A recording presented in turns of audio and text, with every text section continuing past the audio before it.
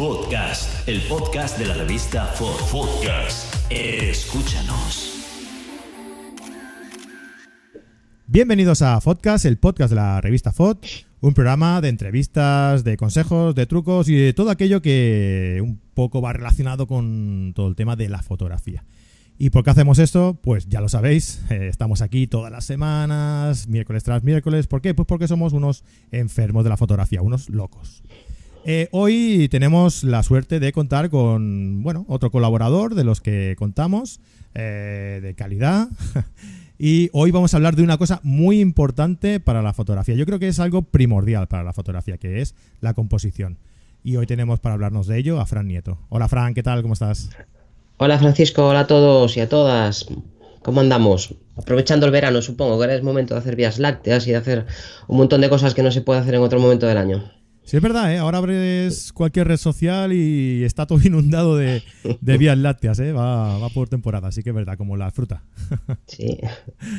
Bueno, pues antes de empezar aquí con Fran, nos quería recordar, como siempre, que ya tenemos la revista FOT publicada, que hemos tenido algunos problemillas con unos personajes siniestros y misteriosos, como son los hackers.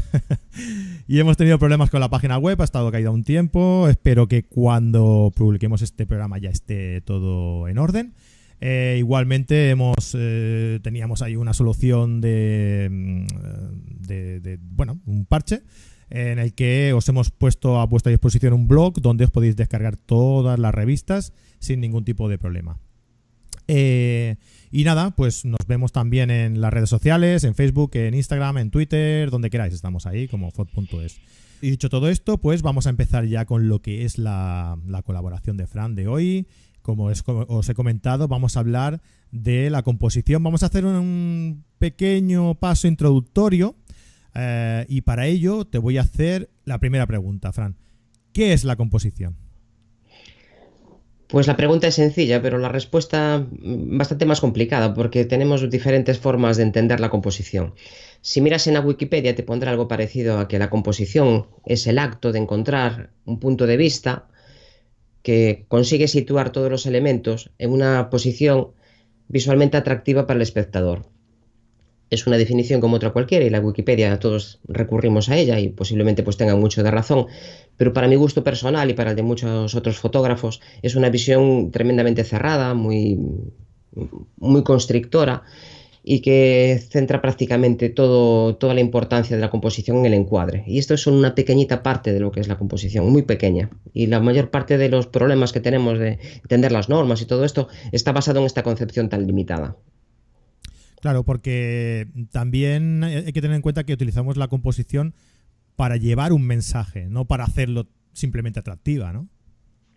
Pues sí, yo tengo una visión pues más parecida a la tuya. Para mí la composición es un lenguaje visual, la fotografía es un lenguaje visual. Y bueno, todas las lenguas tienen una gramática que permiten que el mensaje que nosotros queremos transmitir se pueda recibir de forma adecuada, sin que se malinterprete. Y lo que necesitamos, ¿sí? Sí, bueno, decía que para todo eso sí que necesitamos, eso sí, situar los elementos que tenemos delante nuestro, sí, en un encuadre, ¿no? Sí. ¿Qué sería para ti el encuadre? Bueno, encuadre es una respuesta más sencilla. Es el acto de capturar la realidad eligiendo y organizando sus elementos. Y aquí hay dos cosas. La primera es la gran mentira de la fotografía, es que se atribuyó durante mucho tiempo la veracidad. Una fotografía es algo que es cierto. Hoy en día, con tanto Photoshop y tanta edición, pues esto está perdiendo esa verosimilitud. Pero en el momento en el que tú decides que quieres fotografiar, nosotros cuando estamos ante un paisaje, por ejemplo, vamos a poner un ejemplo, estamos ante un paisaje, una hermosa majada rodeada de bonitas ovejitas, un cielo precioso con unas nubes maravillosas, un bosque magnífico y un arroyito que discurre por allí. Pues yo como una fotógrafo fotografía de escritorio de Windows, ¿no? Digamos. Sí, pues esa. En otoño, además. Además. Ahora que estamos con los calores, vamos a pensar un poco más en el otoño, un fresquito así. Entonces, un fotógrafo de paisaje que intenta ensalzar la naturaleza, pues igual decide hacer una fotografía con teleobjetivo y recortar esa majada, esas ovejitas y 4 nubes. Esa es una opción. Otra opción es si quieres hacer una fotodenuncia, pues resulta que a lo mejor de la parte inferior de ese río pues vierte una cañería enorme, así de gorda, de los residuos del pueblo cercano. Y simplemente desde el mismo sitio has elegido decir una cosa o decir la otra. Pasamos de una fotografía idílica de, como bien dices, de fondo de escritorio a una fotodenuncia. ¿Y qué ha cambiado? Pues lo que nosotros hemos decidido comunicar. Yo puedo elegir por ejemplo, en un retrato, si la persona tiene una cicatriz enorme porque ha sufrido un accidente de tráfico, pues puedo elegir el lado bueno, tanto se habla del lado bueno en un retrato, puedo elegir un lado, si quiero, por ejemplo, hacer un retrato de una boda, y es el padrino o es el novio, o puedo irme al otro lado y reflejar la dureza de lo que es un accidente de tráfico, las secuelas, lo mal que se pasa en un hospital. Entonces, esto es el mensaje. Realmente lo que tenemos que pensar es qué queremos decir. Y elegimos aquel fragmento de la realidad que está ante nosotros para transmitirlo. Por desgracia, a día de hoy todavía no somos capaces de fotografiar pensamientos, tenemos que fotografiar cosas reales. Tenemos que conseguir que la luz llegue a la cámara de alguna forma. Y los fotógrafos siempre vamos eliminando de la realidad aquellas cosas que nos estorban. Una ramita aquí que no me gusta. Una que no me gusta. O añadiendo a veces, pues le voy a poner de atrezo, le voy a poner un vestidito rojo que va a hacer de Caperucita. Me falta el lobo. Pues voy a ver si me dejan un lobo en algún lado y tú te montas tu propia historia.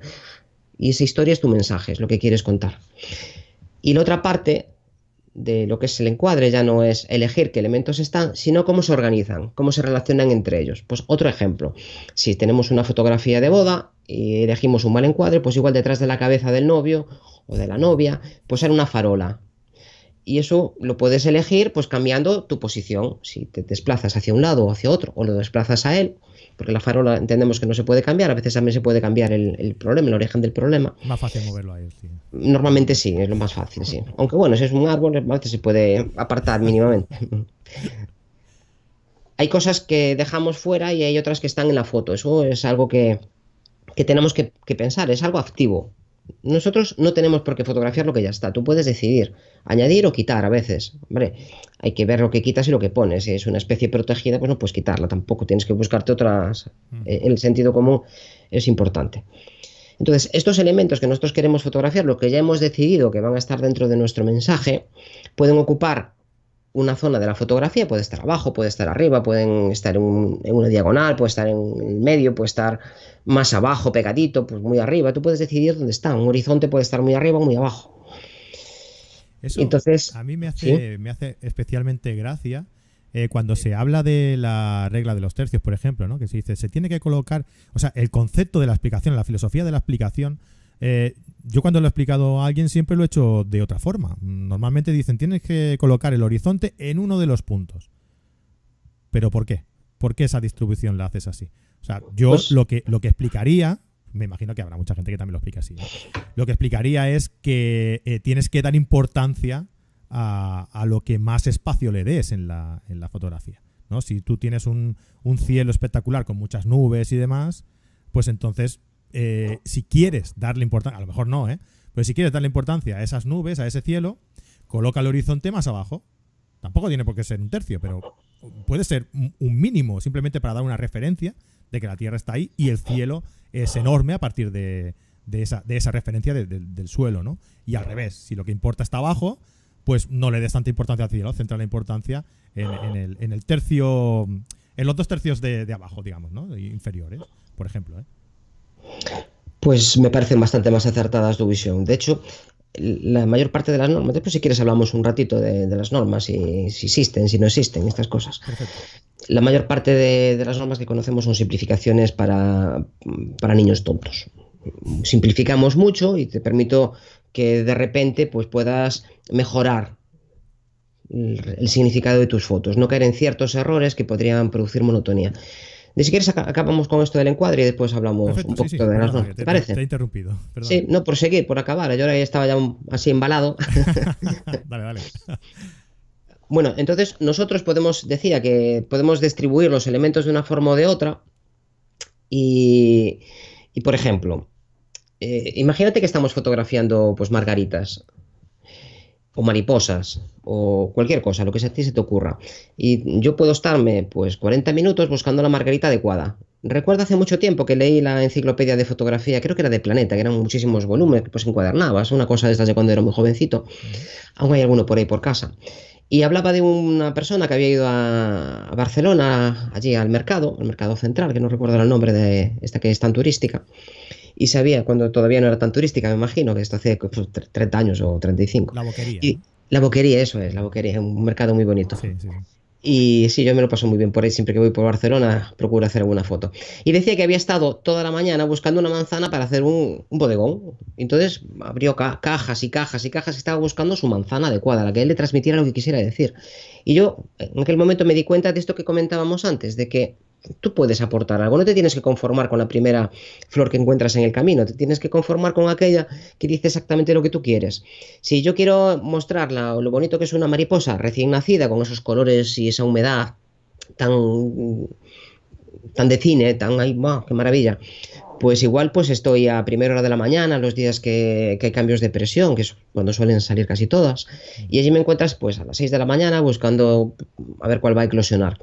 Y cuando está justo estirando las alitas, pues ahí tengo mi foto, con un fondo que ya he buscado previamente y que igual pues he modificado bien, pues mínimamente, apartando alguna rama que me estorbaba. Ese es mi mensaje, lo que yo quiero contar. Pero ahora imagínate que quiero contar lo mal que lo pasa pues la mariposa monarca después de un viaje de varios miles de kilómetros. Pues este igual no es el mejor. Igual una mariposa que ya esté un poco estropeadita, que esté un poco rota, que esté con cara de cansada, porque las mariposas también tienen cara de hechas polvo. Y esa es la foto que voy a poner. Igual pues elijo otro fondo donde haya un contraste tonal. Esto es lenguaje compositivo. Esto es mensaje. Y todo lo que tenga que ver con cómo interpretamos el mensaje, para mí es composición. Por ejemplo, imagínate la focal. Normalmente la gente se coloca en un cierto punto donde le viene bien, donde no estorba o donde le viene bien. Y a partir de ahí mueve el anillo de la focal para que encaje lo que él quiere mostrar. Y esto, en principio, me parece que no es una buena forma de utilizar una focal. Si tú utilizas un angular, lo que estás consiguiendo es que el primer término pues, tenga un tamaño muchísimo más grande respecto al fondo. Estás capturando más fondo, pero estás minimizando su efecto. Imagínate ahora una piedrecita. Varías el mensaje, ¿no? Varías el mensaje con eso. Estás variando la relación que existe entre el primer plano y el fondo. Un paisaje. El paisaje siempre es un fondo bonito con un primer plano interesante. Si tú tienes una piedra bonita, llena de líquenes, o un palo allí que está ahí, un río, y tú te pegas mucho a esa piedra con un angular, con un 10 milímetros, con un 12 milímetros, con 14 milímetros, estás ahí súper pegado, la piedra parece que está tocando con el borde inferior. Esa piedra tiene muchísima importancia. El fondo, con un 14 milímetros, sabemos todos que es enorme, es inmenso, pero tiene una importancia mínima. Y si es un paisaje donde hay muchas verticales, donde hay unas montañas muy grandes, esas montañas se colapsan, se hacen pequeñas, tienen importancia. Ahora imagínate que tú coges un 200 milímetros, un 300 milímetros y te alejas pues 15 o 20 metros. Esa piedra va a tener la sensación de que está pegada al fondo. Es lo que se llama la compresión de los teleobjetivos. Las montañas van a parecer muchísimo más grandes, más imponentes, y esa piedrecita pues tiene una importancia pues mínima, porque casi no se va a ver, no destaca. Entonces, elegir el lugar en el que nos colocamos y elegir qué queremos transmitir, qué relaciones establecemos entre el plano medio, el fondo y el primer plano, esa relación entre ellos hay que pensarla antes de ponerse en el sitio y después ir variando el anillo. Es al revés, primero pensamos qué queremos contar y luego nos colocamos en el sitio adecuado y con el objetivo adecuado. Decíamos antes que a veces la ubicación entre los objetos pues es muy importante, que te tienes que colocar en una determinada posición. Imagínate que estamos fotografiando un bosque, estamos en Aguastortes o estamos en cualquier parque nacional y resulta que hay un árbol que tiene una señal de Parque Nacional de Cabañeros y tú no quieres que en tu foto de lugar ahí pristino y maravilloso pues te salga ahí una señal de no te gusta. Pues igual, si buscas el punto de vista adecuado, te colocas y hay un árbol que te tapa esa señal. Claro. Y ya pues has evitado un problema sin tener que ir allí a desmontarla, que sería otra opción a veces, porque no sé por qué ponen algunas cosas en algunos sitios. El margen, si tú pones, hace poquito estuvimos inaugurando este este fin de semana una exposición que hicimos sobre inmigración. Y había un par de fotografías que mostraban una chica saharaui que pasó aquí algunos veranos de su vida, bastantes veranos. Y entonces se veía saltando con un velo muy bonito, la foto era muy chula. Y el fotógrafo, una chica en este caso, Rosy Freire, pues decidió poner muy poquito borde en la parte inferior. Esto es el margen. Y la relación entre esta chica saltando con las rodillas flexionadas, con mucho aire por arriba, para mí fue muy significativa, porque este poquito margen en la parte inferior, a un segundo nivel de ver la fotografía, un nivel intelectual ya más profundo, lo que nos quiere contar, no lo inmediato, lo que estás viendo ahí, una chica saltando, no, hay algo más. Ese algo más forma tu mensaje, lo que tenemos que transmitir. Ella ha elegido ese lenguaje para transmitirlo, pero ¿qué nos quería decir? Que la base que sustenta esa cría tiene poca importancia. Lo importante es el futuro que le espera, la libertad que le espera. Es muy significativo. ¿Cómo relacionamos ¿Dónde está el sujeto respecto al borde de la imagen? Es importante. El tipo de borde que estamos poniendo en nuestro encuadre también es importante. No es lo mismo poner una fotografía, pues por ejemplo, de la Catedral de Santiago con todos los peregrinos delante, que retirarse unos cuantos metros y elegir las arcadas que están al fondo en el edificio que hay al fondo, también muy bonito, que tiene unos arcos que van repitiéndose, y encajar la catedral dentro de unos arcos de estos, poner un margen, un marco que se llama en este caso, pues varía sus relaciones, tiene un efecto distinto, lo visualizamos de forma distinta. Claro, la chica, por ejemplo, no es el mismo mensaje si se ve esa referencia, ese margen del que hablabas, que si no se ve, ¿no? Da como Sí. a lo mejor un poco de sensación más de libertad y tal, si no se ve la referencia, y que si ve la referencia, sí, es un mensaje como de libertad, pero con los pies en el suelo, ¿no? O sea, Sí. que estamos viendo la tierra, ¿no? Nos da esa referencia. Sin embargo, si esta chica estuviera intentando transmitir otra sensación de que esta cría está haciendo proyectos de desarrollo en su pueblo natal, en el Sáhara, en su país natal, pues igual incorporar este fondo y ver que hay una conexión entre el pasado, entre lo que la sustenta y hacia dónde quiere llegar, pues sería muy interesante. Imagínate que este fondo fuera verde.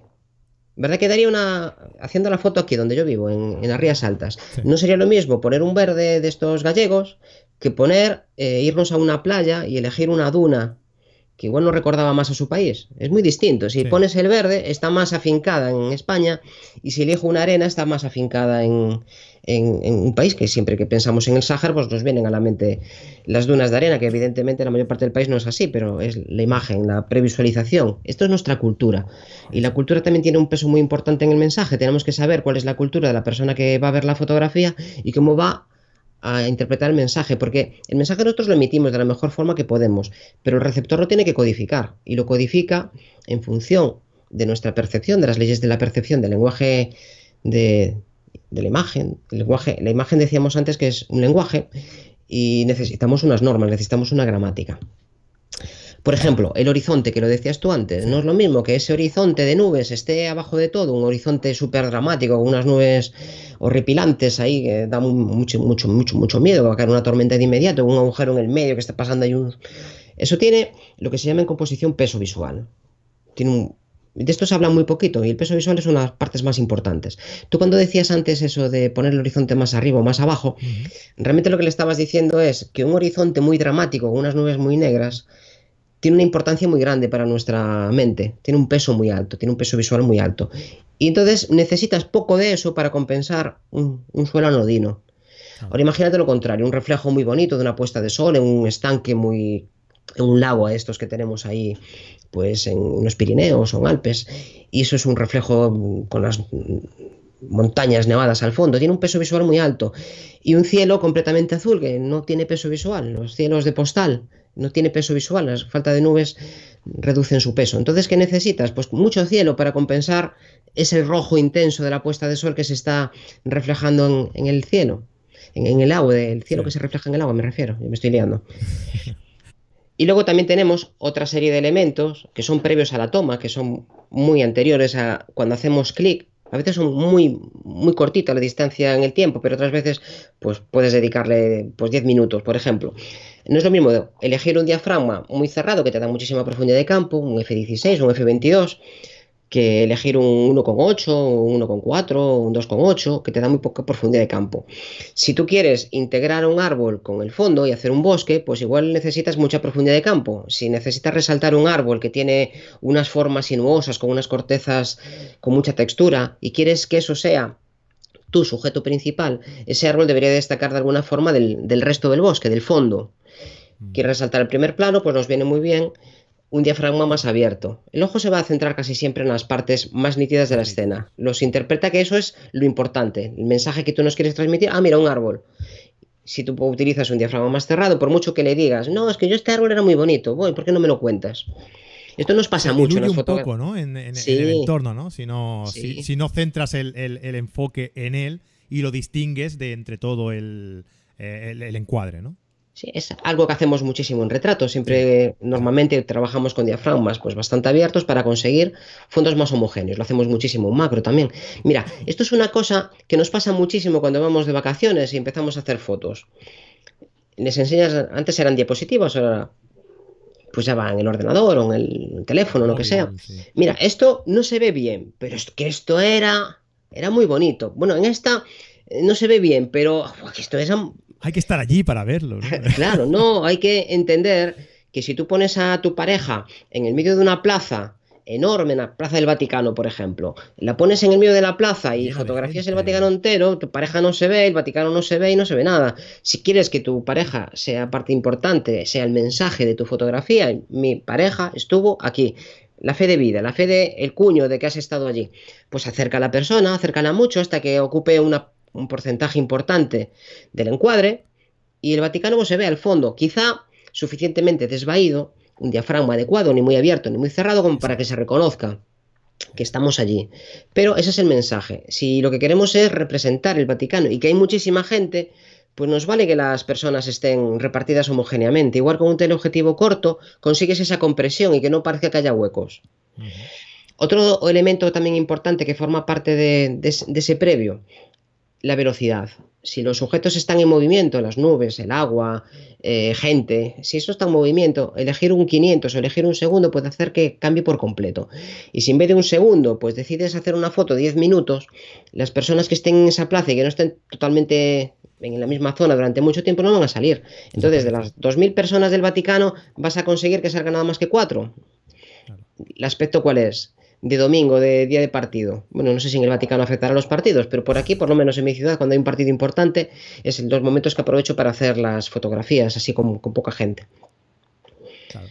Entonces hay que decidir qué velocidad elijo. Y para eso, pues a veces no tenemos el problema de que quiero un diafragma muy abierto y que quiero velocidades pues muy bajas. Quiero fotografiar esta cascada a mediodía con un segundo y le está dando el sol directo y quiero resaltar este arbolito de primer plano, para eso están los filtros de densidad neutra. Sí, casi siempre tenemos soluciones a nuestros problemas, casi siempre. Sí, el tema, hay unas, ahora que has dicho esto, esta técnica, hay unas fotos que las vi en la exposición del WordPress Photo, creo que fue, que salen en la India, puestos de venta, ¿no? Kiosquillos de aquellos del mercado que ponen que hay, visto desde una perspectiva en picado, ¿no? Y en cenital, digamos, y claro, entre los puestos van moviéndose gente, van moviéndose coches, y en los puestos hay gente pues que está parada pues porque está comprando lo que sea, ¿no? Entonces, esa combinación, ese contraste entre el movimiento de la circulación y la gente estática en ese segundo o 2 segundos que haya durado la toma en los puestos, crea una composición, bueno, aparte de la colocación de las tiendas, ¿no? De los mercados. Pues crea un contraste entre movimiento y no movimiento, ¿no? Y quietud de la gente, que es espectacular. Me encantó esas fotos que vi, la verdad. Me encantó mucho. Ahora me ha venido a la cabeza, ahora que has comentado esto, ¿no? Del movimiento, de la elección de la velocidad en la fotografía. Sí, esta es la elección del lenguaje, lo que tú quieras decir. Dentro de todo, tú imagínate que quieres hacer una poesía. Normalmente lo asociamos a unas determinadas palabras que eliges en función de lo que tú quieres decir. No es lo mismo una poesía de amor que una poesía de exaltación, que una poesía pastoril. Eliges una serie de palabras. Y cuando nosotros hacemos una fotografía, pues tienes que elegir también una serie de elementos que refuercen el mensaje que tú quieres transmitir. Si lo que queremos dar es esa idea de dinamismo, del movimiento de una plaza, de cómo entra la gente, de cómo va cambiando, pues esto puede ser una buena forma de transmitirlo. La velocidad de un coche se puede transmitir, o de una motocicleta, por ejemplo, que igual es más gráfico. Se puede conseguir con un barrido de fondo y que el sujeto esté completamente parado. Se puede conseguir con una velocidad altísima, iluminando, por ejemplo, con flashes de alta velocidad, incluso si quieres congelarlo al máximo. O puedes conseguir ese punto en donde el motociclista está completamente estático, pero las ruedas están en movimiento. Ese punto es para mí el ideal. El que está todo en el mismo, claro, en el mismo pack. Se ve el movimiento y congelas la imagen. Sí, y con un fondo que también está clavado y a lo mejor desenfocado, con lo cual consigues esa separación de planos y consigues la sensación de velocidad y congelar al mismo tiempo. Esto es contraste, y la idea de contraste es muy típica de la fotografía, que casi la mayor parte de todo lo que leemos sobre composición está basada también en contraste, y después también podemos hablar de ello. Nos queda otra cosa más para acabar ya, que me venga así a la mente, para acabar del encuadre, y es el formato. La mayor parte de nosotros hacemos, yo creo que el 90% de las fotos, cuando estamos empezando, en horizontal, porque es más fácil. La cámara encaja mejor, nuestra visión es horizontal también, y la cámara parece que pide esa posición. Las cámaras profesionales tienen los dos botones y dan igual agarrar de una forma que de otra. El grip, pero ¿no? sí, el grip es mucho más fácil de sujetarlo. Y bueno, las cámaras que lo pongamos. Pero casi todas las profesionales, la gama muy alta de todas las cámaras siempre vienen con grip incorporado. Tienen horizontal y vertical. Sí. Y nosotros es que casi todo lo que vemos lo vemos en horizontal. Cuando nosotros vemos una fotografía en nuestra cultura en horizontal, pues la vemos de una determinada forma, la percibimos de una forma, que suele ser de izquierda a derecha. ¿Qué nos transmite una imagen horizontal? Pues una cierta estabilidad. Una foto vertical la tendemos a leer de otra forma. Si te fijas, la mayor parte de los paisajes que hacemos en vertical los vemos de abajo hacia arriba, de lo próximo a lo lejano, como lo harías en el sitio. Esta forma diferente de ver la imagen, pues tiene que arrastrarte a decidir si la fotografía de antes, de la piedrecita aquella chula con el fondo, si yo la compongo en vertical, esa foto con angular que decíamos antes de la piedra con el fondo, esa foto todavía gana más importancia la piedra, porque va a ser lo primero que vea. Me voy a quedar ahí un rato y luego, ay, mira, y esto debe de ser la zona de... Carece de importancia, el sujeto de esa fotografía es la piedra. Es esa piedra, el fondo es algo accesorio, que podría ser ese fondo, es un fondo bonito, pero podría ser otro también. Pero esa piedra es la que lleva toda la importancia. Si nosotros esa misma imagen nos vamos hacia atrás con el teleobjetivo que decíamos, un 200, un 300, igual nos encaja mejor una fotografía horizontal, porque en una foto horizontal igual los picos llegan a una parte más alta y nos resalta más esa sensación. Introducimos una palabra nueva hoy, sensaciones. La mayor parte de lo que queremos transmitir en realidad son sentimientos, sensaciones. Y esto lo tenemos que hacer de la forma adecuada, porque si no, la otra persona no lo recibe, no lo puede codificar. Necesitamos ser estrictos con lo que incluimos en nuestra imagen, con lo que encuadramos, para que la otra persona no tenga dificultades. Aquí está lo que hablamos siempre, de simplificar. Cuantos menos elementos tenga la imagen, mejor. Esto no quiere decir que tengamos que llegar a un límite ahí donde hacemos una foto de una roca con una puesta de sol, otra isla con una puesta de sol. No tiene por qué ser eso. Tiene la simplificación, a mi forma de ver, es que no haya ningún elemento que no sea imprescindible. Si puede eliminarse, normalmente va a hacer más fuera del encuadre que dentro. Quitar todo aquello que no...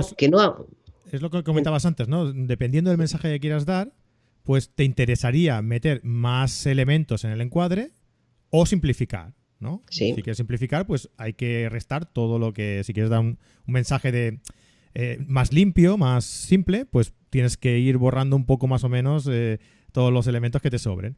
Y si quieres dar a lo mejor una sensación como de que está todo muy lleno y tal, pues hay que ir metiendo cosas, ¿no? Dependiendo de la idea que tú quieras dar con esa imagen. Mira, hace una temporada estuve en Inglaterra fotografiando allí unos mercados que hay de segunda mano, buscando algunos juguetes fotográficos también, la verdad. Y me encontré que había un kiosco donde vendían muchísimas piezas de plata. Había un montón de tenedores, había cucharas, había cuchillos, pero era enorme, aquello era enorme. Yo no sé cómo puede haber tanta plata en cubertería en Inglaterra. Y la idea que tenía era transmitir esa sensación de que había mucho. Entonces, yo tenía que incluir muchos elementos, no podía simplificar. Claro. Sin embargo, en el primer plano, yo estaba utilizando un angular, en el primer plano había un tenedor que estaba inclinado de una forma inadecuada. Y ese cambio del ángulo del tenedor que me llevaba, formaba una línea visual que me llevaba hacia fuera del encuadre, hacia afuera, fue tocarle, girarlo, y ya me llevaba hacia donde a mí me interesaba, que era el fondo, una curva. Eso es simplificar. Eso es simplificar, simplemente girarlo. A veces no es quitar cosas, y otras veces es añadir cosas para que tú tengas exactamente. Si en el fondo yo, por ejemplo, si estuviera viendo otros elementos de aquella mesa de las tiendas estas de segunda mano, que evitara que tuviera esta sensación de amplitud hasta el infinito de cuchillos, tenedores y cucharas y cucharillas, pues igual me convenía coger un montón de ellas, apilarlas para evitar que se vieran otros elementos. Esto es simplificar. A veces hay que añadir cosas para simplificar. El concepto es qué quiero transmitir. Lo primero que tenemos que tener claro es qué queremos decir. Y cuando tenemos claro lo que queremos decir, ya todo empieza a encajar, porque ya ves si lo que estás haciendo refuerza ese mensaje o lo debilita. Y si lo debilita hay que cambiar algo. Y cambiar algo normalmente casi siempre es simplificar, aunque sea añadiendo cosas. Pues entonces tú me estás explicando aquí un montón de cosas que claro, lo que tenemos normalmente entendido es que hay unas normas, ¿no? Sí. Y bueno, me comentabas antes que eran las normas que hay algunas normas, pero que son muy alejadas de lo que están pensando la gente que nos está escuchando, ¿no? ¿De qué normas estaríamos hablando en este caso? Bueno, yo creo que sí que hay normas. Hay normas que además es imposible evitarlas. Nosotros tenemos... Hay ciertas cosas que son así porque sí. En los lenguajes, pues tú puedes tener una gramática inglesa, una gramática española y una gramática en suajili. Y seguramente, pues, entre la española y la inglesa hay muchas coincidencias. Hay formas... Venimos de un idioma común. Y hay cosas que son muy, muy parecidas.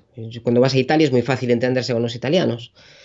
Porque, aunque no entiendas alguna palabra, pero sí, la estructura de las frases y demás, pues es coherente. Si te vas a China, pues es muy complicado entenderte con un chino, ¿verdad? Bastante. Porque utiliza otra gramática, otra forma de expresarse. De hecho, a veces te puede pasar que no sabes lo que están diciendo, pero eres más o menos consciente de si una palabra forma parte de un vocabulario o no. A veces estás hablando, por ejemplo, con gente de fuera y cuando dicen una palabra en otro idioma, eres capaz de saber que esa palabra no forma parte de ese idioma. De forma inconsciente, porque nosotros asimilamos ciertos sonidos desde pequeñitos. Cuando aprendemos idiomas, lo más difícil de un idioma es entender la musicalidad de ese idioma. El castellano, por ejemplo, la mayor parte de las palabras pues pueden ser agudas, esdrújulas o llanas. Y las palabras en inglés, pues la mayor parte son agudas y en nuestro son casi todas llanas. Otros idiomas son esdrújulos. Entonces, si te varía una de estas palabras y la musicalidad varía, pues tú sabes que esa palabra no forma parte de ese idioma.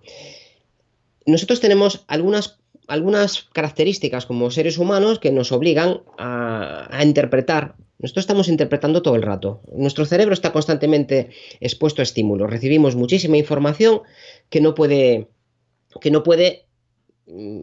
tener en cuenta al mismo tiempo, simultáneamente. Así que lo que hace es filtrarla. Aquellas cosas que son importantes normalmente para tu supervivencia. Tú a veces vas por la calle, intentas cruzar un paso de peatones y de repente, o vas conduciendo y de repente frenas. Estabas pensando en otra cosa y de repente frenas. Ese es tu cerebro que ha cogido el piloto automático. Tú estabas pensando en tu vida, has llegado a tu trabajo y no sabes si has pasado por el puente que está al lado de tu casa, que llegaste hasta allí y no sabes cómo, ¿verdad? ¿Sí? Porque ibas en tu mundo. Pero si hay algo especial, el cerebro sí que vuelve a tomar, filtra la información que sí le interesa. Intenta mantenerte vivo. Es lo más importante para el cerebro, intentar mantenerte vivo. Después están las cosas a las que tú prestas atención. Cuando estás concentrado en algo, pues estás a eso y tu cerebro vuelca la mayor parte de su energía en ello. Pero no podemos tener toda la información posible al mismo tiempo. Si tú estás en tu ordenador ahí preparando, editando este podcast y está llegando el día que hay que publicarlo y viene tu hijo y te cuenta alguna historia, pues igual te está hablando y no eres capaz de entender porque los hombres ya sabes que no podemos atender a varias cosas a la vez. Las mujeres tampoco, pero bueno. Pero dicen que sí. No se puede, ¿no? Nuestro cerebro no es multitarea. Analizamos de una a una. Lo que pues sí podemos, con un entrenamiento adecuado, que es al que están expuestos casi siempre las mujeres por el tipo de sociedad que tenemos, es a cambiar rápidamente de una actividad a otra. Pero solemos ser bastante menos eficaces cuando hacemos esto. Es mejor centrarse en una cosa, luego otra y luego otra. Bueno, pues nuestro cerebro está filtrando toda esta información. y tenemos algunas normas para que este filtrado sea el más adecuado. Mira, por ejemplo, en una imagen, si tú tienes una fotografía en donde aparece una persona, nosotros nos vamos a centrar en esa persona. Vamos a verla, aunque sea pequeñita. Vamos a ver que en esa fotografía, bueno, salvo que sean 2 píxeles, ¿no? Pero cualquier cosa que tenga forma humana nos va a hacer que el centro de interés recaiga en las personas. De hecho, muchos paisajistas integran personas o elementos humanos porque eso a las otras personas normalmente les da un plus de importancia. Aunque sea una silueta, pero ya Sí. te lleva ahí la mirada. Así que Sí. O simplemente un contraluz, o simplemente algo que lo parece. Hay algunas teorías que dicen que hemos evolucionado para nuestro sentido de visual ha evolucionado para distinguir a ciertos depredadores, entre ellos las serpientes, que en la sabana africana supongo que serían una buena fuente de interacciones entre homínidos y serpientes que acabarían casi siempre mal para los homínidos.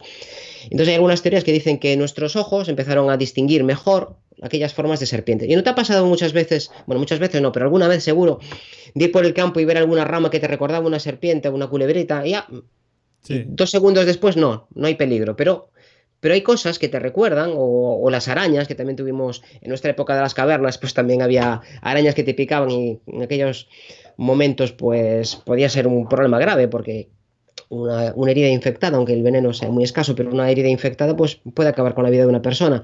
Entonces somos sensibles a ciertas cosas y tú no puedes evitar ir por el campo y si hay una buena víbora encima de una roca no verla, no puedes evitarlo. Y si hay una persona no puedes evitarlo. En el siguiente escalafón yo creo que están los bichitos con pelo, los mamíferos. Si tú ves internet está lleno de gatitos, de perritos, de pandas, pero no está lleno de escarabajos, esto lo vemos muy alejado, ni de gamusinos, ni de lampreas, no. Esto está muy alejado de nosotros. Nosotros somos capaces de interpretar muy bien, además, qué es lo que está pensando un perro. Sí, bueno, qué es lo que le pasa por su cerebro a un perro. Si mueve el rabo, si las orejas están caídas. Tenemos un lenguaje visual común con ellos porque llevamos mucho tiempo conviviendo. Somos capaces de interpretar bastante bien lo que piensa un gatito, cuáles van a ser sus reacciones. Si un gato te va a pegar un arañazo, un poquito antes normalmente lo sabes. Sobre todo los que hemos vivido ya con gatos. El de los perros está bastante instaurado en la inteligencia colectiva porque llevan con nosotros bastantes miles de años y hemos convivido mucho tiempo con ellos. Algo nos ha quedado ahí. Ahora imagínate que haces una fotografía donde hay un perrito. Pues te vas a fijar en el perro y vas a ver para dónde tiene la cola. Pues mira, estaba contento, estaba triste, estaba cabizbajo. Lo que te decía antes, incluso podemos inferir estos sentimientos de un insecto, una mariposa que está con una luz, la luz, otra de las cosas importantes que nos olvidamos siempre de ella. Si la luz es tétrica, si la luz es adecuada, pues nosotros le atribuimos estas sensaciones que nosotros tenemos como homínidos y lo transmitimos a todo lo demás. Si nosotros vemos a veces una flor y te transmite tristeza, alegría, hay gente que ha conseguido transmitir muchos sentimientos con simplemente retratando bodegón. Esto se conseguía y se sigue consiguiendo, aunque cada vez menos.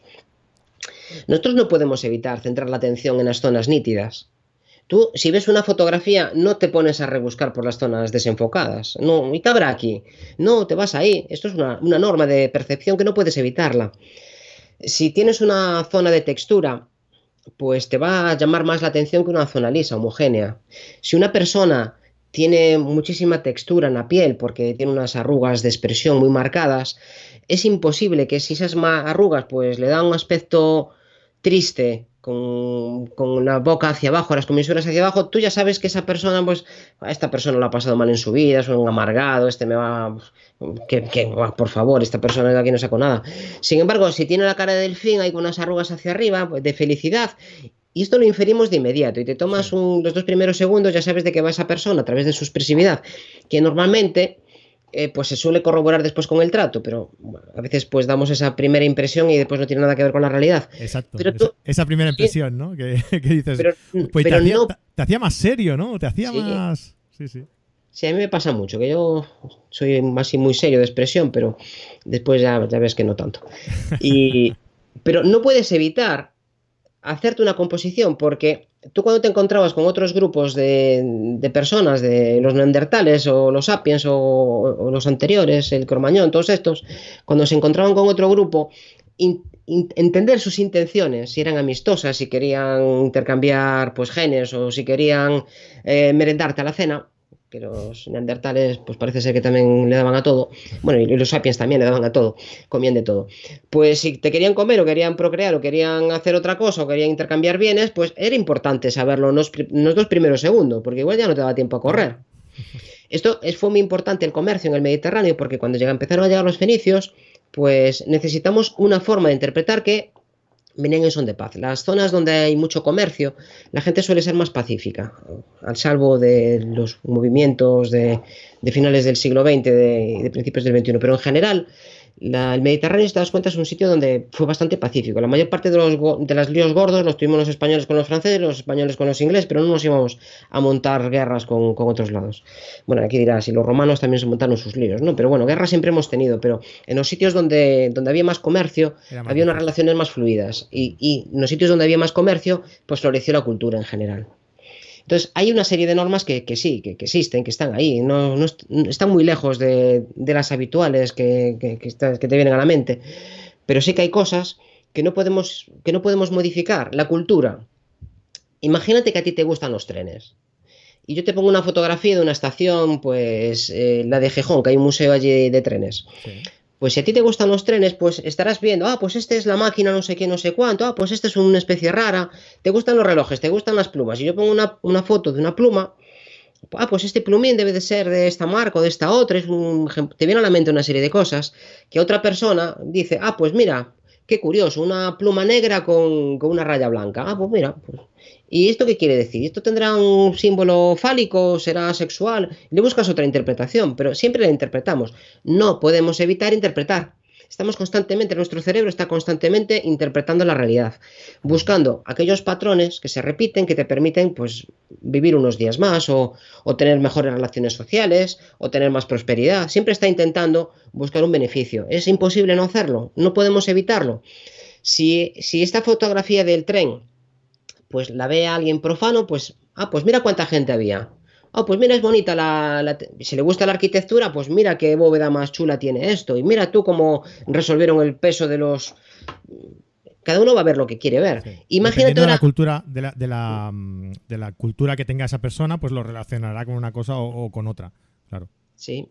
Y ahora imagínate que tú eres el jefe de estación y ves esa foto. ¿Y cómo está esto aquí? Estoy de vacaciones, me enseñas la foto y 2 días que estoy de vacaciones, mira, me pusieron las agujas al revés. Es distinto, porque tu cultura marca fundamentalmente cómo ves y cómo interpretas, porque la interpretación del mensaje está muy basado en tu cultura. Una cultura amplia y variada te permite que haya más relaciones, que tengas mayores niveles de lectura. Tú puedes ver una fotografía en una exposición y a mí hay una cosa que me pone un poco crispado y es el pie de foto. Árbol. Hombre, que es un árbol ya lo veo. Eso ya no hace falta que me lo cuentes. Y sin título. Para poner sin título, agárrate la cartela, ¿no? El autor ya lo sabemos, el de la exposición ya lo sabemos. Si son varios, pues igual sí que tendría sentido. Pero, ¿qué me quieres contar con esto? Porque a veces el pie de foto es importante. A veces tenemos que aportar una cierta información. Sí. Que el espectador no tiene por qué conocer, claro, que a partir de ahí lo interpretas. Otra cosa que me crispa todavía más, esta gente que va a los museos, sobre todo de arte, lee el pie de foto y no mira para el cuadro. No lo viste nunca, van como locos. Hace poco estuve en un museo, en la Royal Gallery, y entró un chinito, bueno, tenía aspectos orientales, no sé si era chino o si era taiwanés o si era, no sé dónde era, pero bueno, era oriental. Entró con una cámara de vídeo en un palo de estos, y fue por todos los sitios grabando todos los cuadros, grabando horizontal, vertical, aquello era una locura, pero es que no paraba nada. Y yo digo, pero a ver, si estos fondos, este museo tiene una página web donde tiene esto, lo tiene bien y puedes ampliar y demás, no necesitas esto. Claro. Entonces, lo de verlo después y no perderte nada, esta sensación de no me quiero perder nada es una cosa que arruina la mayor parte de los viajes, porque tienes que centrarte en algo, tu cerebro se tiene que centrar en algo para que tu mensaje sea el adecuado. No sirve de nada ir todo el rato fotografiando sin ton ni son. Tienes que centrar tu atención. Sí, tu cerebro tiene que centrarse. La mayoría de veces no las vas a ver. Porque tendrás otras actividades, otros quehaceres y no las vas a ver. Este buen hombre en ese museo, yo no sé si se lo enseñó a algún amigo, pero vamos, que la experiencia fue muy mala. Fijo, habría sido mejor que se parara, que que intentara captar. Yo recuerdo los cuadros de Turner, estas tempestades, que empezó un poco. Yo creo que el arte moderno empezó y la fotografía bebe mucho de esas fuentes, ¿no? Del dramatismo de estos horizontes. Y el hombre se embarcaba ahí en los barcos y a veces volvían pues todos heridos y al borde del naufragio y que se buscaba la vida y que como hacemos nosotros ahora que estás allí y a veces pues te puede pasar casi cualquier cosa fotografiando una mediana, una nocturna porque es el sitio, el punto donde tienes que estar es allí y no es ni a la derecha ni a la izquierda. El punto de vista podemos hablar después. Entonces al final hay ciertas normas que sí que están funcionando, pero son normas de percepción. Las que vemos en los libros, en las webs y todas estas cosas son simplificaciones en la forma que percibimos para que la imagen tenga un determinado impacto social. Al final estas normas es lo que son. Bueno, y pues todo esto que nos has estado comentando se atienen como decías, a un tipo de normas, ¿no? ¿Cuáles podemos destacar de estas normas? Bueno, hay movimiento a principios del siglo pasado, ya por 1920, que fue la Escuela de la Gestalt, que se preocuparon mucho por el estudio de la percepción humana. A raíz de los últimos descubrimientos que podemos hacer hoy en día con máquinas de resonancia nuclear magnética funcional que permiten ver el cerebro en funcionamiento mientras estamos pensando, incluso mientras estamos meditando, es una cosa muy interesante que se está logrando, pues podemos ver que algunas de ellas pues no eran de todo correctas, pero en general hay algunas que siguen funcionando. Vamos a ver algunas así un poco rapidito, porque cualquiera puede buscar Escuela de la Gestalt en internet y mirarlas con detenimiento, y para no hacerme muy pesado, vamos a ver algunas que nos pueden servir como fotógrafos. Mira, la primera y una de las más importantes era la ley de la figura y del fondo. Y es que nosotros cuando vemos algo, inconscientemente intentamos ver qué es el sujeto principal, la figura, y qué lo rodea. A veces tiene más importancia el fondo que la figura, pero nosotros siempre la discriminamos. Siempre hay un sujeto principal y un fondo. Y en esto nos puede venir bien lo que hablábamos antes, un desenfoque, una diferencia de color, algo que diferencie claramente. Un fondo blanco, por ejemplo, un fondo negro, nos permite distinguir mucho, que la atención se centre muchísimo. Una flor con un fondo blanco, ¿verdad?, que llama muchísimo más la atención que una foto con muchas ramas. Sí. Porque identificamos mejor cuál es el fondo. La ley de semejanza. Tenemos una tendencia innata a que las cosas distintas, pero juntas, formen una unidad. Muchos árboles juntos son un bosque. Muchas personas juntas en la Puerta del Sol son una manifestación, ¿verdad? Tenemos cositas pequeñitas, 4 dados en una esquina del fotograma con un parchís al fondo. Esos 4 dados serían una unidad, serían los dados. Es una unidad. La ley de proximidad, que tendemos a que las cosas que están cerca forman un grupo cerrado, un grupo abierto, pero forman un grupo, es un poco parecida a la anterior. Hay una muy interesante que es la ley de simetría, que nuestro cerebro simplifica las cosas, de un lado y del otro es lo mismo. Esto, lo mismo para el otro, esto y lo mismo para el otro lado. Un reflejo en un estanque, el Taj Mahal, por ejemplo, reflejado allí en el estanque que hay en la entrada, es más fácil de asimilar para nuestro cerebro, tiene menos información que clasificar, que si hay un montón de... pues hay una cosa que a mí me crispa mucho. Ya ves que hay muchas cosas que me ponen así, que me alborotan. Te veo un poco alterado, sí, hay cosas que me aceleran, sí. Y me ponen nervioso, es cierto, no es broma. Y es cuando voy a un supermercado y a una tienda y ponen cosas en cajas, donde la gente tiene que andar buscando.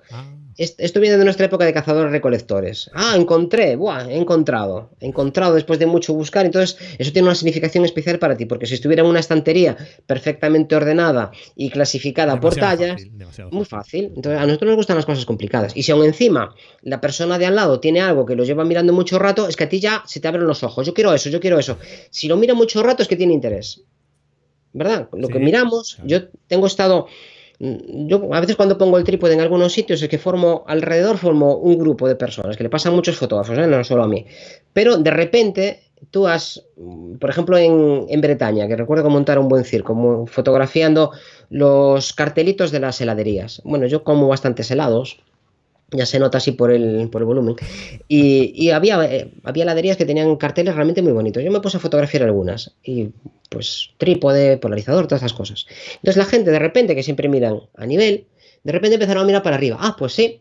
Y en cada uno de la que me paraba, pues había corrillo y de gente que fotografiaba aquello. ¿Por qué? Porque hacia donde tú miras es interesante para otras personas recabar información a ver si éste encontró algo. Sabemos a día de hoy que los primates son capaces de mentirlo, algunos primates. Por ejemplo, los chimpancés. Si encuentran madura la fruta, pues son capaces de poner gestos así como de asco. Ah, sí. Sí. Y luego vuelven, o lo esconden, y luego vuelven y se lo comen ellos solos. Claro, que el grupo comparta todo está muy bien para cada uno de los individuos, pero si tú eres capaz de engañar al resto, obtienes lo mejor de los dos sitios.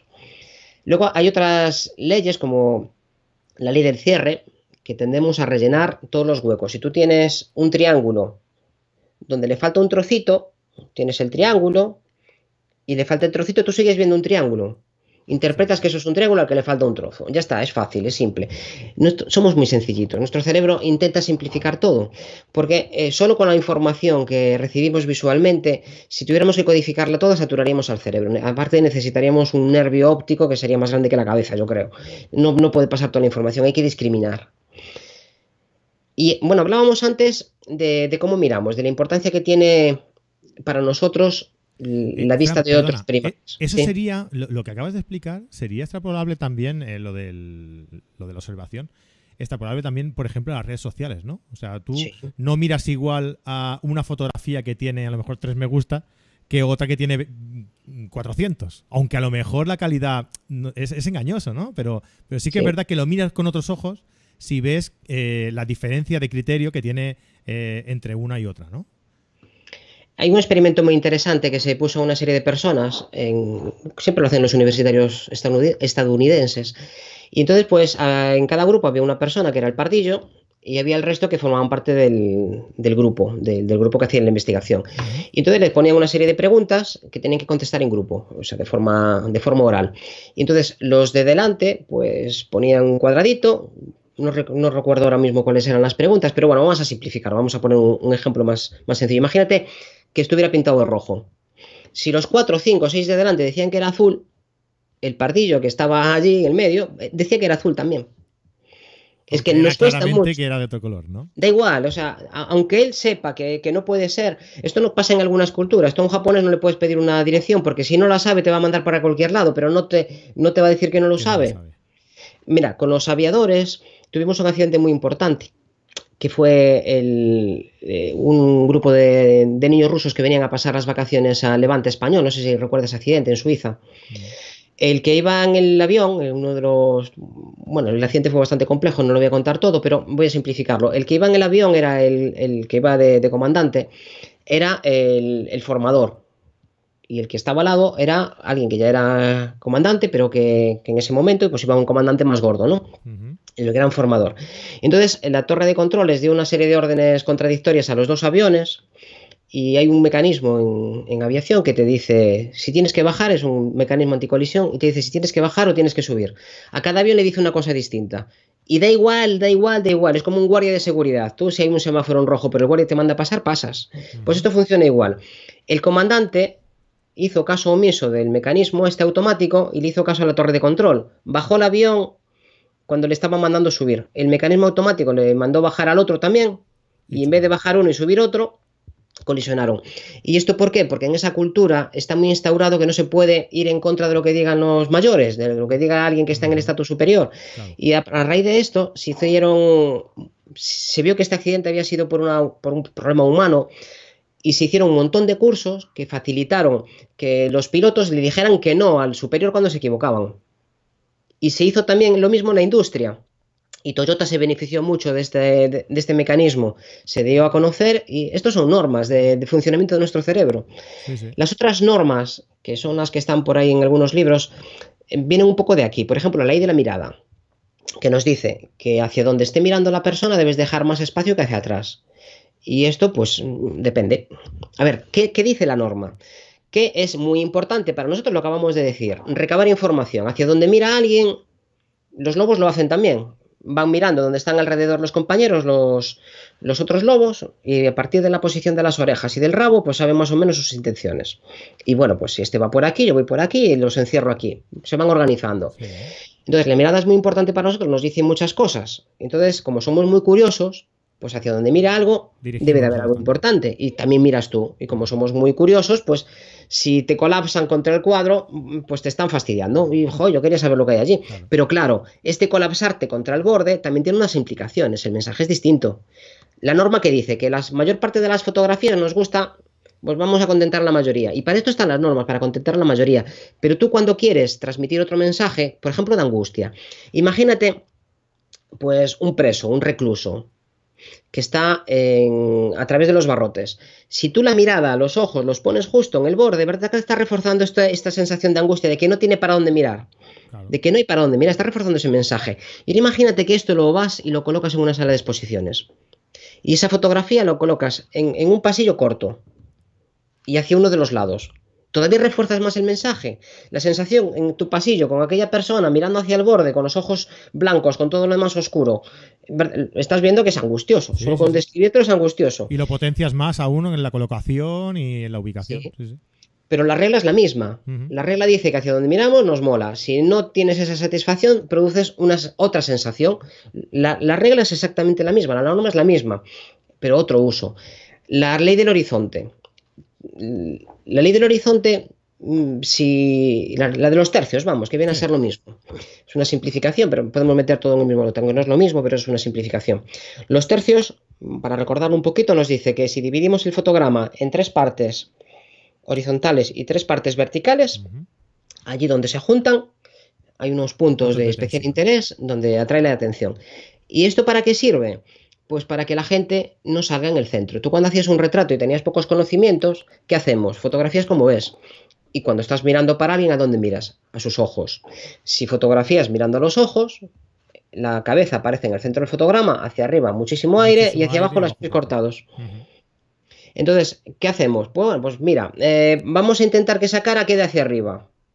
Entonces, si la cara la lleva hacia uno de los tercios, que estarían por ahí más o menos en la pantalla que estáis viendo, pues estarían aquí, pues consigo que los pies salgan enteros, o por lo menos que salga una buena parte de la cintura. Estamos simplificándolo. Pero antes hablábamos, si yo puedo poner el horizonte arriba de todo, en el tercio superior, Ujú. entonces le doy mucha importancia al suelo. Si lo pongo abajo, le doy mucha importancia arriba.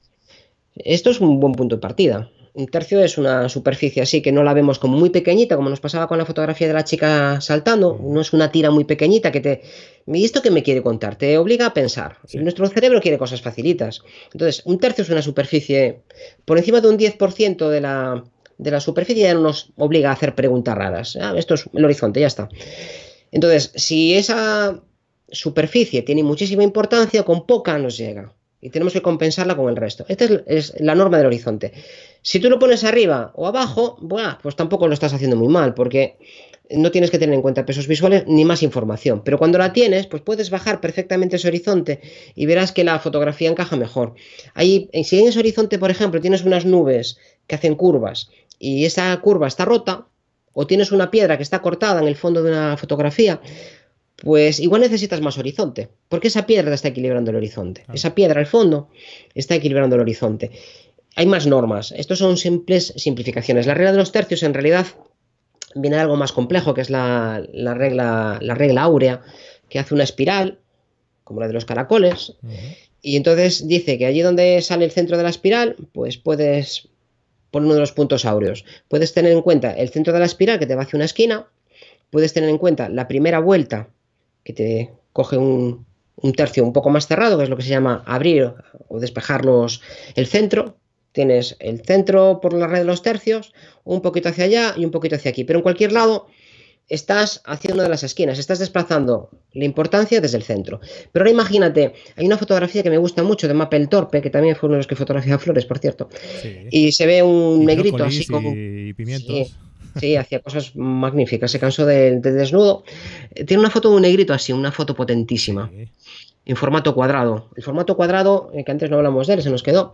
Hay más formatos que el horizontal y el vertical. Está el cuadrado, que es muy estable y da mucha preponderancia al centro. Lo que hizo fue meter la cara en el medio del fotograma, Sí. completamente simétrica. ¿Y esto qué nos transmite? Pues que ese negrito era súper guapo y tenía unos... Nosotros, como seres humanos, buscamos mucho la simetría porque nos da un buen índice de belleza. Una mujer o un hombre con una cara simétrica normalmente pues no ha tenido grandes enfermedades y ha podido gestionar su energía para conseguir pues que no tengas heridas por un lado, heridas por el otro, que no has tenido viruela, que no has tenido una serie de cosas. Que hoy en día ya nos queda un poco más lejos porque como nos podemos maquillar y podemos disimular todas estas cosas, transmitimos una información errónea. Pero te das cuenta que es la misma información. Sí, sí, sí. Cuando las mujeres pues se pintan de una forma y los hombres se pintan de otra, es que queremos resaltar ciertos rasgos. Las mujeres resaltan uno y los hombres cuando se maquillan resaltan otros. Esto se ve mucho en televisión, Tele, sí. cómo maquillan a unos y cómo maquillan a otros.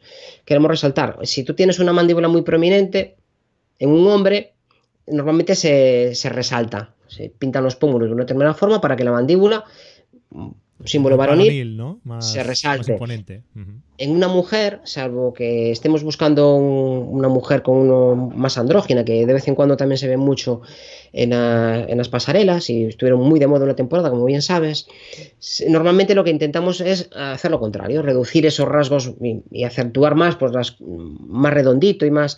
La norma no la está rompiendo.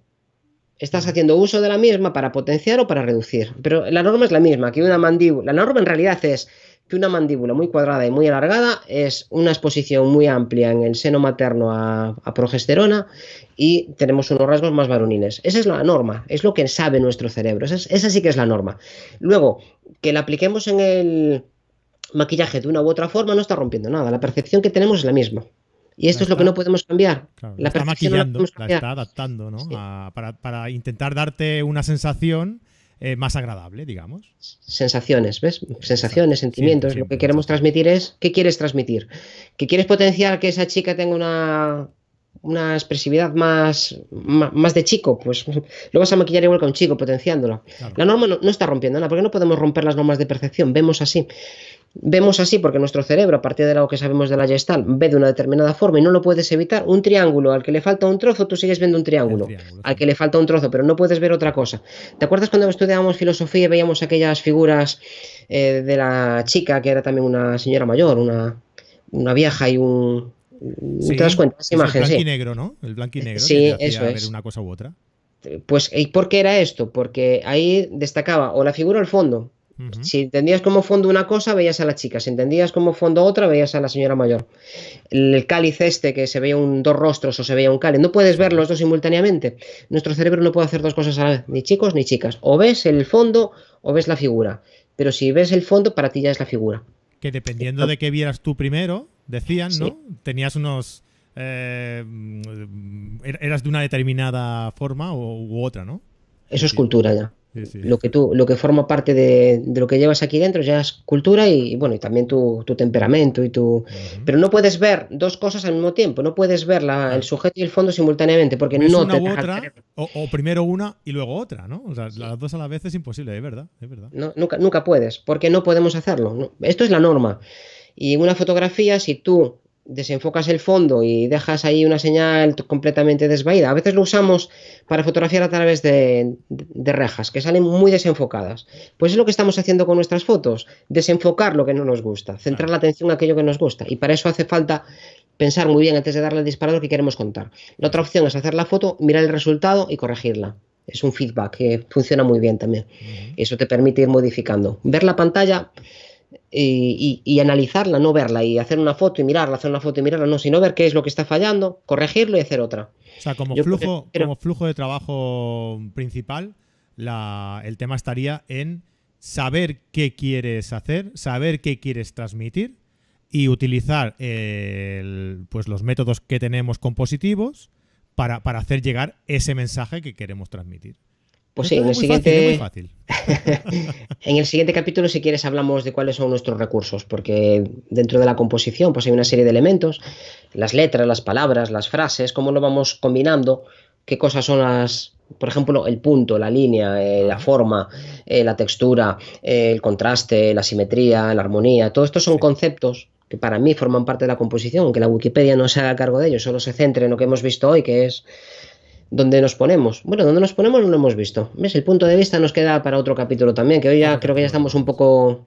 Vale, pues hoy de momento hemos visto pues una introducción, que como veis es súper interesante. Cada cosa tiene su explicación previa, ¿no?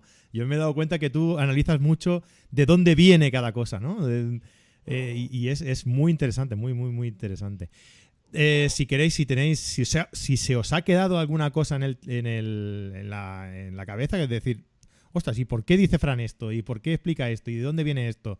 No dudéis en hacernos llegar un mail o por las distintas publicaciones que vayamos haciendo en la web o en redes sociales y se la hacemos llegar a Fran y os la explicamos, ¿de acuerdo?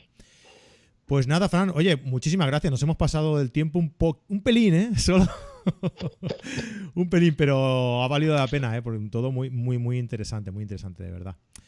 Muchísimas gracias por acompañarnos hoy. Nos vemos dentro de unos programitas, entrando más en materia en esto de la composición, que es tan importante, más importante de lo que la gente cree.